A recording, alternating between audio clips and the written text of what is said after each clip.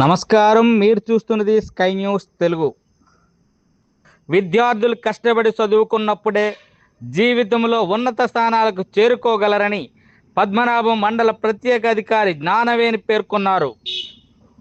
విశాఖపట్నం జిల్లా పద్మనాభం మండల పరిషత్ కార్యాలయంలో శుక్రవారం నిర్వహించిన ప్రత్యేక కార్యక్రమంలో మండలంలోని వివిధ ప్రభుత్వ పాఠశాలల్లో 25 మంది 10వ తరగతిలో 550 మార్కులకు పైగా సాధించిన విద్యార్థులను అభినందిస్తూ బ్యాగులను అందజేశారు.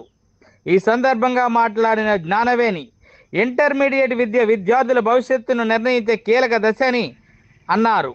క్రమశిక్షణతో చదువుతూ లక్ష్య సాధన దిశగా ముందుకు సాగితే స్థిరమైన ఉద్యోగ అవకాశాలు సాధ్యమవుతాయని విద్యార్థులకు సూచించారు. ప్రభుత్వ పాఠశాలల విద్యార్థులు ప్రతిభతో రాణించడం అభినందనీయమని ఆమె పేర్కొన్నారు.